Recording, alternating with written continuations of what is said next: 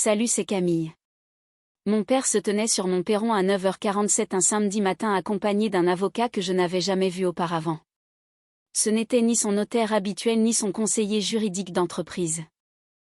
C'était quelqu'un de nouveau portant une mallette en cuir qui semblait assez chère pour payer ma taxe foncière pendant 1 an. Camille, nous devons discuter de la maison, a dit mon père. Pas de bonjour, pas de fioriture, juste ce ton qu'il avait utilisé toute ma vie quand il était sur le point de me dire ce que j'allais faire au lieu de me le demander. J'étais encore en pyjama, un mug de café à la main, prévoyant de passer mon samedi matin à ne strictement rien faire après avoir enchaîné des semaines de 60 heures ces 2 derniers mois. J'ai 31 ans. Je suis analyste de données senior pour un cabinet de conseil en santé de taille moyenne. J'habite cette maison depuis 4 ans et mes parents se tenaient sur mon perron comme si j'étais sous le coup d'un contrôle fiscal. Qu'est-ce qu'elle a, la maison, ai-je demandé sans bouger du pas de la porte. L'avocat a fait un pas en avant. Mademoiselle, j'ai devant moi Maître Lefebvre. Vos parents m'ont demandé de préparer la documentation concernant leur investissement dans cette propriété. Ils exercent leur droit sur l'actif basé sur leur contribution financière substantielle à l'achat. Je l'ai fixé puis j'ai regardé mes parents. Ma mère se tenait légèrement derrière mon père, les bras croisés, arborant cette expression qu'elle avait perfectionnée au fil des décennies. Celle qui disait qu'elle était déçue par moi mais qu'elle ne dirait jamais tout à fait pourquoi. Leur droit, ai-je répété lentement. Papa a hoché la tête, la mâchoire serrée de cette façon qui signifiait qu'il attendait une soumission totale. Cette maison est un investissement familial, Camille. Nous avons mis une somme importante dans cet achat. Nous avons droit soit au droit de résidence, soit à la liquidation de l'actif. Maître Lefebvre a préparé les papiers. L'avocat a sorti des documents de sa mallette. De véritables documents d'expulsion.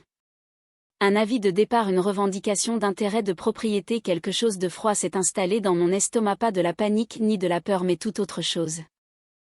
Parce que vous prétendez avoir financé l'achat, ai-je demandé calmement.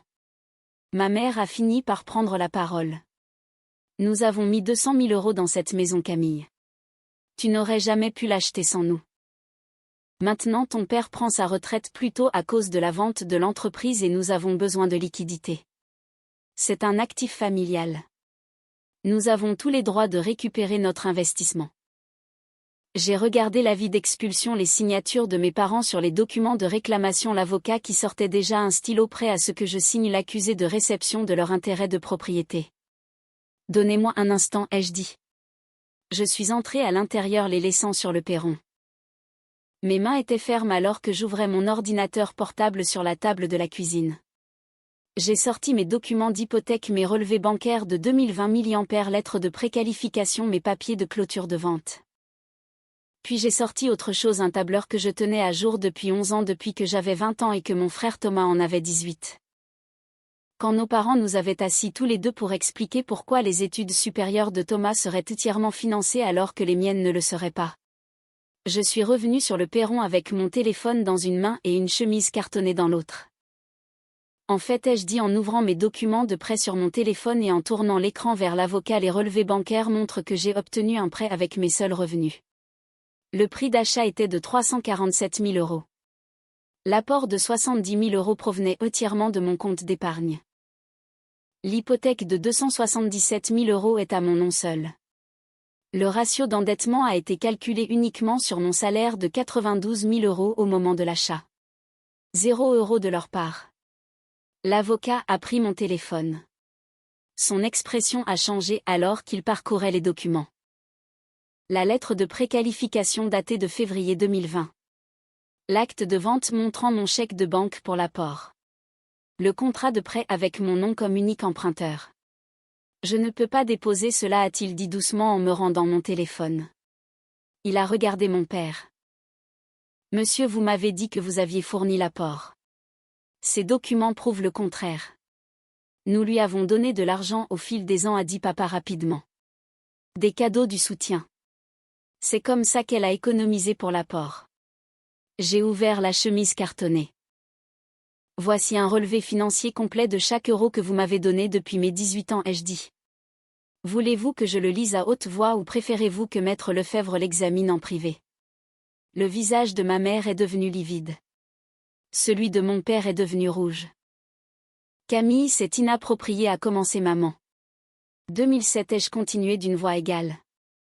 Ma première année d'université, vous et papa avez offert à Thomas une voiture d'une valeur de 22 000 euros. Vous m'avez donné 300 euros pour des manuels scolaires après que je les avais déjà achetés avec mon argent de mon job étudiant. 2008, vous avez payé le voyage de printemps de Thomas à Cancun pour 1 400 euros. Vous m'avez donné une carte cadeau Amazon de 50 euros pour mon anniversaire. 2009, nous n'avons pas besoin d'entendre ça, a interrompu papa. Mais j'avais déjà tendu le dossier à maître Lefebvre qui le lisait avec l'expression d'un homme qui comprenait soudainement qu'on lui avait menti. Sur 13 ans, ai-je dit, vous avez donné à Thomas environ 437 000 euros, les frais de scolarité, les frais de subsistance, sa voiture, son mariage, l'apport pour sa première entreprise qui a fait faillite, la caution quand il a eu sa deuxième conduite en état d'ivresse, les frais d'avocat pour son divorce. À moi, vous avez donné un total cumulé de 8 200 euros. La plupart sous forme de carte cadeau et un prêt d'urgence de 2 000 euros quand j'ai eu l'appendicite lors de ma dernière année d'études que j'ai remboursé intégralement en 6 mois avec intérêt comme documenté ici. L'avocat a fermé le dossier lentement. Il a regardé mes parents avec une expression que je connaissais, l'expression que ma conseillère d'orientation au lycée avait eue quand elle avait réalisé que mes parents ne contribueraient pas à mes frais d'études, une déception mêlée d'une résignation sans surprise. Monsieur et madame, a-t-il dit prudemment, j'ai été engagé sous le prétexte que vous aviez fourni un soutien financier substantiel pour cet achat immobilier. Ce n'est pas étayé par ces documents. Je ne peux pas déposer une plainte frauduleuse. Ce n'est pas frauduleux, a aboyé papa. C'est notre fille. Tout ce qu'elle a, elle l'a parce que nous l'avons élevée. Concernant les frais d'éducation, vous avez subvenu aux besoins des 2 enfants de manière égale. Ai-je interrompu, ce qui est légalement et moralement votre obligation en tant que parent. Pas un investissement exigeant un retour. Ma mère a émis un petit son, pas tout à fait un soupir, quelque chose de plus blessé. Comment peux-tu être si froide à ce sujet, a-t-elle demandé. Après tout ce que nous avons fait pour toi, je l'ai regardé longuement, cette femme qui avait signé les autorisations de sortie de Thomas avec un sourire et les miennes avec un soupir. Qui avait assisté à chacun des matchs de basket de Thomas et à peut-être un quart de mes concours d'éloquence. Qui s'était vanté de la moyenne médiocre de Thomas tout en balayant mon 4.0 de moyenne comme étant attendu puisque tu n'as pas ces engagements sociaux. Tout ce que vous avez fait pour moi est documenté dans ce dossier, ai-je dit calmement. Tout comme tout ce que vous avez fait pour Thomas, voulez-vous que je calcule la différence? Je suis analyste de données. Je suis très doué avec les chiffres. Maître Lefebvre rangeait déjà sa mallette. Je me retire de cette affaire. Monsieur, je vous rembourserai votre provision moins les frais de consultation initiale. Mademoiselle, je m'excuse pour l'intrusion dans votre samedi. Il est parti. Il a juste descendu les marches de mon perron, est monté dans sa voiture et a démarré. Mes parents sont restés figés. Tu ne peux pas faire ça, a fini par dire papa. Nous sommes tes parents. Tu nous dois le respect. Je ne vous dois rien, ai-je dit. Je ne vous dois rien au-delà de ce que je choisis de donner. Et en ce moment, je choisis de vous donner 60 secondes pour quitter ma propriété avant que j'appelle la police pour signaler une tentative de fraude et de harcèlement. Fraude, la voix de maman est devenue stridente. Comment oses-tu? Vous avez engagé un avocat sous de faux prétextes pour déposer une demande de propriété frauduleuse sur un bien dans lequel vous n'avez aucun intérêt légal. Ai-je dit, c'est de la fraude. Vous venez aussi de commettre une tentative de vol par tromperie. J'ai l'enregistrement de la caméra de surveillance de toute cette conversation. Voulez-vous que je dépose une plainte ou préférez-vous partir? La révélation les a frappés à des vitesses différentes. Ma mère semblait choquée. Mon père avait l'air de calculer si je bluffais. Je ne bluffais pas. Je ne vous ai jamais rien demandé que je n'ai pas gagné, ai-je dit dans leur silence. J'ai payé mes études avec des bourses et 3 jobs à temps partiel. J'ai acheté ma propre voiture avec l'argent que j'ai économisé en travaillant 60 heures par semaine tout en suivant un cursus complet.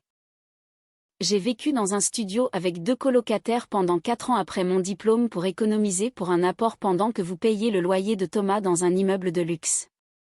J'ai fait ça seul. J'ai construit ça seul. Et vous vous présentez aujourd'hui pour me le prendre parce que vous avez décidé que les mauvais investissements de Thomas étaient mon problème à résoudre. Ma mère a tressailli. Comment as-tu Thomas m'a appelé il y a 3 semaines, ai-je dit ivre à 11 heures du soir en pleurant sur la façon dont ses investissements en crypto-monnaie s'étaient effondrés et qu'il devait de l'argent à des gens. Il a dit que maman lui avait dit que je viendrais en aide à la famille et que vous travailliez pour obtenir l'accès à mes actifs. Je pensais qu'il m'appelait juste parce qu'il était saoul. Je n'avais pas réalisé que vous planifiez réellement cela. Le silence s'est étiré. Des oiseaux chantaient quelque part. Un voisin tondait sa pelouse 2 maisons plus loin. Des bruits de samedi matin normaux alors que mes parents se tenaient sur mon perron pris en flagrant délit de tentative de vol de ma maison. Nous t'avons élevé, a fini par dire papa. Sa voix avait perdu son assurance. Il semblait vieux. Est-ce que cela ne signifie rien? Vous m'avez élevé pour être invisible, ai-je dit. Pour être la fille sage qui n'avait pas besoin d'attention ou d'argent ou de temps parce que Thomas en avait plus besoin. Vous m'avez appris à être autosuffisante. Félicitations. J'ai parfaitement appris la leçon. J'ai reculé à l'intérieur de l'entrée. Ma main était sur la porte prête à la fermer. Attends, a dit maman. Camille, s'il te plaît. Nous sommes toujours tes parents. Nous t'aimons toujours. Je l'ai regardé. Je l'ai vraiment regardé. Cette femme qui m'avait appris à tresser mes cheveux et à faire des biscuits mais aussi à me faire assez petite pour m'adapter aux besoins de mon frère. Vous aimez la fille qui ne demande rien, ai-je dit doucement. Qui n'exige rien, qui absorbe le dysfonctionnement de la famille et qui vient quand même pour les fêtes. Mais vous ne me voyez pas vraiment, n'est-ce pas? Vous ne l'avez jamais fait. J'ai 31 ans. J'ai une carrière sur laquelle vous ne m'avez jamais interrogé. Une vie pour laquelle vous n'avez jamais montré d'intérêt. Des amis que vous n'avez jamais rencontrés. Et la première fois que vous portez une attention réelle à ma vie, c'est quand vous voulez me prendre ma maison. Ce n'est pas juste à commencer, papa. Vous vous êtes présenté avec des papiers d'expulsion, ai-je dit sans appeler, sans demander, juste en venant pour prendre. C'est ce que vous avez toujours été avec moi, des preneurs. Et j'ai fini d'être la personne à qui vous prenez. J'ai fermé la porte. Par la fenêtre, je les ai regardés rester sur mon perron pendant encore 30 secondes avant de se diriger enfin vers leur voiture. Ma mère pleurait. Mon père avait son bras autour de ses épaules. Il semblait petit, diminué. Je ne me sentais pas victorieuse. Je me sentais épuisée. Les 3 semaines suivantes ont été une leçon magistrale de dysfonctionnement familial. Thomas a appelé 4 fois. Je n'ai pas répondu aux 3 premiers appels. La 4e fois, j'ai décroché. Bordel, Camille, tu as vraiment choisi l'option nucléaire, a-t-il dit, pas de bonjour, pas d'excuses. Maman pleure depuis des jours. Papa ne parle presque plus. As-tu une idée de ce que tu as fait à cette famille? Je t'ai empêché de me mettre à la rue pour couvrir tes dettes de jeu, ai-je dit de rien. Ce n'était pas du jeu. C'était de l'investissement. Thomas, je suis analyste de données. J'examine des modèles financiers pour gagner ma vie. Ce que tu as fait est un comportement typique d'addiction au jeu.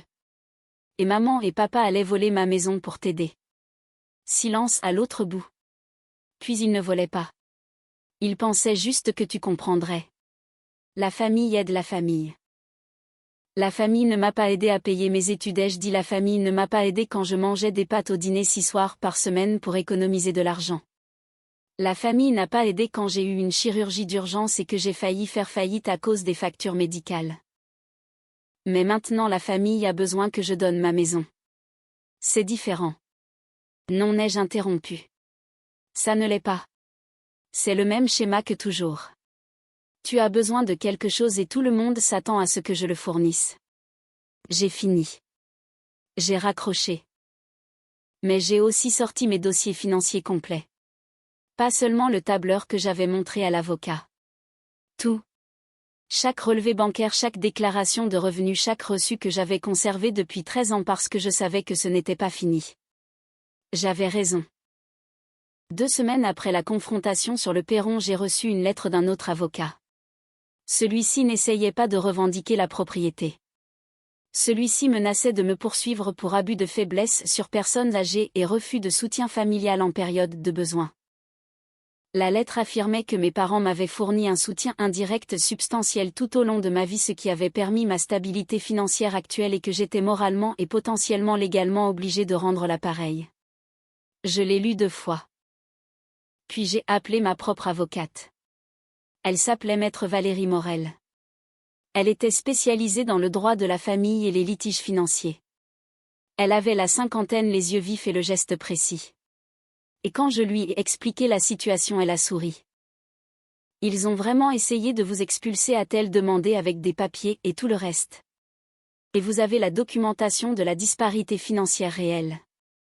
Je lui ai tendu mon tableur, puis mes relevés bancaires, puis le dossier que j'avais montré à leur premier avocat. Elle a lu pendant 20 minutes sans parler. Puis elle a levé les yeux vers moi avec une expression qui m'a rappelé mon professeur préféré à l'université, celui qui me considérait comme compétente plutôt que chanceuse. Mademoiselle, a-t-elle dit, voulez-vous simplement que cela s'arrête ou voulez-vous vous assurer que cela ne se reproduise plus jamais? Je veux m'assurer que cela ne se reproduise plus jamais, ai-je dit. Elle a hoché la tête. Alors nous allons demander une ordonnance de protection basée sur la tentative de fraude. Nous allons également rédiger une mise en demeure qui décrit les conséquences juridiques si eux ou tout représentant agissant en leur nom tente un nouveau contact concernant des réclamations financières. Et nous allons envoyer une réponse très détaillée à leur avocat expliquant exactement pourquoi leur menace de poursuite constituerait un litige frivole et une poursuite malveillante. Est-ce que ça va marcher? Ça marchera, a-t-elle dit. Parce que voici ce qu'ils ne comprennent pas. La loi vous protège. Vous êtes une adulte. Vous possédez votre propriété en toute propriété. Vous ne leur devez rien. Et tenter d'utiliser l'intimidation légale pour vous extorquer de l'argent est en soi potentiellement criminel. L'ordonnance de protection a été déposée un mardi. La mise en demeure a été envoyée le mercredi. Le vendredi, leur avocat avait envoyé une lettre retirant toutes les réclamations et s'excusant pour le malentendu. Maître Morel m'a appelé cet après-midi-là. C'est fini. Il recule. Mais Camille documentait tout à l'avenir. Chaque appel, chaque SMS, chaque email. Parce que les gens comme ça, ils ne s'arrêtent généralement pas après un essai. Je sais, ai-je dit, je le savais parce que je documentais le comportement de mes parents depuis 11 ans. Chaque rejet, chaque comparaison avec Thomas, chaque fois qu'il l'avait choisi lui plutôt que moi, pas parce que je planifiais une vengeance mais parce que j'avais besoin de preuves. Des preuves que je n'étais pas folle. Des preuves que l'inégalité de traitement était réelle. Des preuves que j'avais le droit de me protéger. 3 mois plus tard, Thomas a rappelé. Camille, a-t-il dit, je suis en cure de désintoxication. Un programme de 30 jours, addiction au jeu et dépendance à l'alcool. Je n'ai rien dit. J'ai merdé, a-t-il continué. Sa voix tremblait. J'ai merdé tellement fort. Et j'ai laissé maman et papa m'aider et je les ai laissés, mon Dieu, je les ai laissés essayer de prendre ta maison. Je savais ce qu'ils prévoyaient. Je me disais que je méritais l'aide parce que j'étais en difficulté et que toi tu allais bien. J'allais bien parce que j'ai travaillé pour ça, ai-je dit doucement. Je sais. Je le sais maintenant. Mon conseiller m'a fait écrire une chronologie de chaque fois que j'ai demandé de l'argent à la famille. Il a ri jaune. C'est 43 fois en 10 ans. 43 fois. Et tu sais combien de fois tu as demandé? 2 fois, ai-je dit. Le prêt pour l'appendicite et 1 fois pour m'emmener à l'aéroport quand ma voiture était en panne. 2 fois, a-t-il répété. Tu as demandé 2 fois. J'ai demandé 43 fois et ils m'ont donné de l'argent à chaque fois. Et ils t'ont fait chier pour avoir demandé 2 fois. J'ai fermé les yeux. J'étais assise dans mon salon dans ma maison que j'avais acheté avec mon propre argent et mon frère me voyait enfin. Je ne peux pas réparer ça, a dit Thomas. Je ne peux pas annuler ce qu'ils ont essayé de faire mais je travaille sur moi et je voulais que tu saches que tu avais raison sur tout et je suis désolée. Merci, ai-je dit, nous avons parlé pendant encore 10 minutes, pas d'argent, pas de la maison. Pour la première fois depuis des années, peut-être pour la première fois tout court, nous avons parlé comme des frères et sœurs plutôt que comme des étrangers. Quand nous avons raccroché, je me suis assise dans le silence de mon foyer. Mes parents ne se sont jamais excusés. Ils n'ont jamais appelé. Ils ont envoyé un email 3 mois après la confrontation sur le perron m'invitant pour le repas de Noël si j'étais prête à passer outre ce désagrément et à agir à nouveau comme un membre de la famille. Je n'ai pas répondu mais Thomas l'a fait. Il m'a envoyé un SMS la veille de Noël. Je n'y vais pas. Je leur ai dit que je passais les fêtes avec des gens qui ne voient pas l'amour comme une transaction. Tu avais raison là-dessus aussi. J'ai passé Noël avec mes amis, avec des gens qui me connaissaient, qui me voyaient, qui n'avaient jamais essayé de prendre ce que j'avais construit. Ma maison est toujours la mienne.